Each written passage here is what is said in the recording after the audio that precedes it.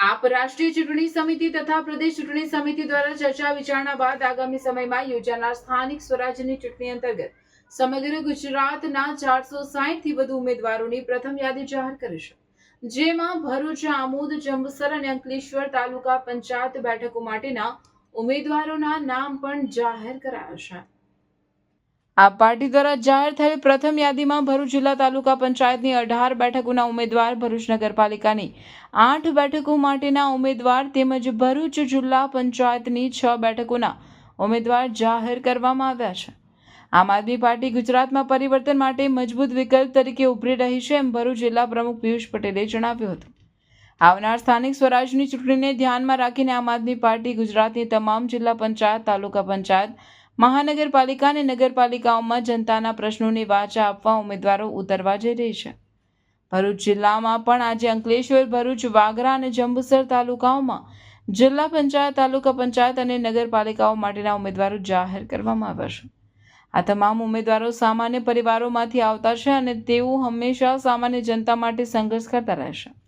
હવે આ ઉમેદવારોને ગુજરાતની જનતાના આશીર્વાદ મળશે અને રાજ્યના રાજકારણમાં સકારાત્મક બદલાવ લાવવામાં સફળ થશે તેવી આશા વ્યક્ત કરી જિલ્લા પ્રમુખ પિયુષ પટેલે વ્યક્ત કરી તમામ ઉમેદવારોને હાર્દિક અભિનંદન પાઠવ્યા હતા। આમ આદમી પાર્ટી એટલે ગુજરાતની જનતાનો એક મજબૂત વિકલ્પ અને અવાજ। આમ આદમી પાર્ટી એ પરિવર્તનની લહેર છે।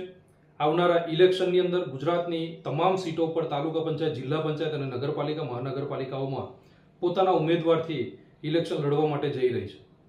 ત્યારે આમ આદમી પાર્ટી આજરોજ પ્રથમ લિસ્ટ આવનારા ઇલેક્શનને ધ્યાનમાં રાખીને આજે પ્રથમ યાદી જે ઉમેદવારોની જાહેર કરી છે, 455 લોકોને, તમામ ઉમેદવારોને હું આમ આદમી પાર્ટી ભરૂચ જિલ્લા પ્રમુખ તરીકે એ તમામ ઉમેદવારોને અભિનંદન પાઠવું છું।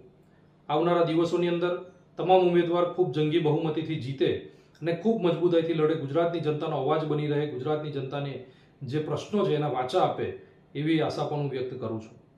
સાથે જ ભરૂચ જિલ્લામાંથી પણ ત્રણેય તાલુકામાંથી ભરૂચ, અંકલેશ્વર અને વાગરા અને જંબુસર 4 તાલુકામાંથી પણ અલગ અલગ ઉમેદવારોની પસંદગી કરવામાં આવી છે।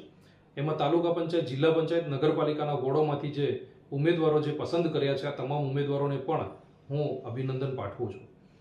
આમ આદમી પાર્ટીએ એક એવા સામાન્ય લોકોને ઉમેદવાર બનાવ્યા છે કે જે એકદમ સામાન્ય પરિવારમાંથી આવતા લોકો છે, જે સામાન્ય જનતાનો પ્રશ્નને વાચા આપી શકે, સામાન્ય જનતાને જે કંઈ પણ પ્રશ્ન છે એ પ્રશ્નને સમજી શકે, એની વેદનાને સમજી શકે એવા લોકોને આમ આદમી પાર્ટીએ ઉમેદવાર બનાવ્યા છે। ગુજરાત પણ પરિવર્તન ઈચ્છી રહ્યું છે, એટલે આવનારા દિવસોની અંદર આ તમામ જે લોકો છે એ સામાન્ય પરિવારમાંથી આવતા લોકો છે અને સામાન્ય પરિવારમાંથી આવતા લોકો આજે સામાન્ય જનતાનો અવાજ બને અને સામાન્ય જનતાને અવાજની સાથે એમના જે કંઈ પણ પડતર પ્રશ્નો, જે પ્રશ્નોને લડત આપે અને એ પ્રશ્નોનું નિરાકરણ લાવે એવી આશા સાથે જય હિન્દ, વંદે માતરમ, જય જય ગરવી ગુજરાત।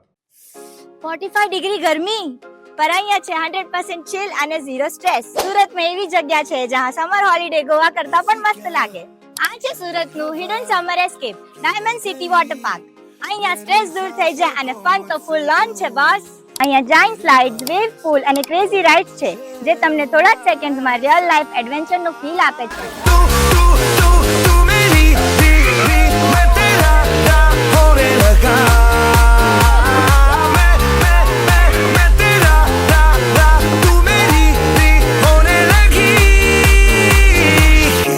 જો તમે થ્રિલ કરતા ચીલ વધુ પસંદ કરો છો તો અહીંયા તમને રિલેક્સેશન પૂલ અને ફ્લોટિંગ ટ્યુબ તમને પરફેક્ટ સમર બ્રેક આપશે।